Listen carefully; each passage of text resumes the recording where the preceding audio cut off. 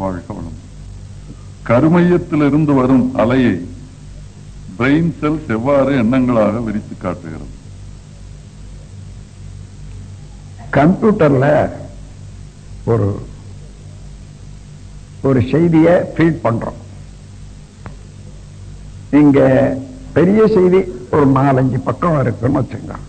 அது உள்ள போற போது சுருங்கி போகுது. அதாவது இறைநிலைக்கு சுருக்கம் என்ற சுருக்கி விடுவது என்ற ஒரு ஆற்றல்.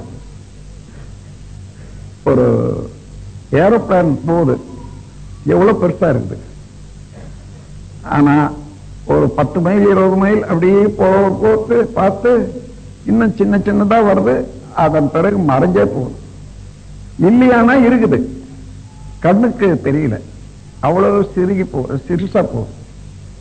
அப்போ இறைவெளியினுடைய ப்ரொபோர்ஷன் எவ்வளவு, கண்ணனுடைய அளவு எவ்வளவு, இதுக்கு ஒத்து பார்த்தா கண்ணனுடைய ஓட்டம் இப்படி வர்ற போது இறைவெளி அதிகமாகுது, அந்த பொருள் சின்னதா இருக்கு. அதனால கொஞ்ச நேரத்தில் அது சுருங்கி போகுது. இதே போல இன்னும் ஒரு உதாரணம் கொடுக்கிறேன்.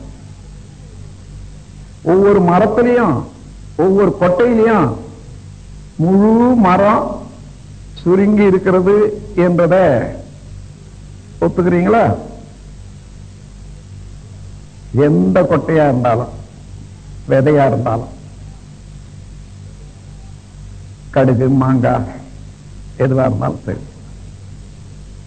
அந்த மரம் எவ்வளவு பெருசா இருக்குதோ அந்த மரத்துல என்னென்ன அடையாளங்கள் உள்ளனவோ அவ்வளவு அந்த விதையில சுருங்கி வரும்.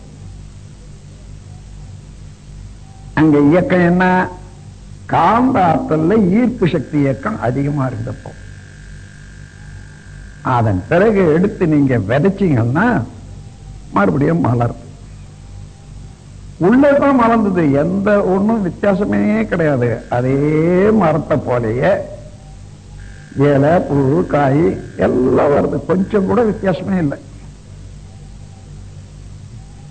அது போல நாம் பார்க்கக்கூடிய பொருட்கள் எல்லாம் கண்ணுல பதியுது, கண்ணுல இருந்து உள்ள போற போது இன்னும் சுருங்குது.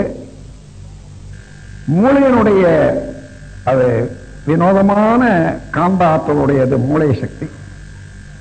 அதாவது இந்த பிரபஞ்சத்துக்கு எத்தனை ஃப்ரீக்வன்சியில எந்தெந்த எண்ணங்களை செலுத்தணுமோ அவ்வளவு செலுத்தும், அவ்வளவு ரிசீவ் பண்ணிக்கும்.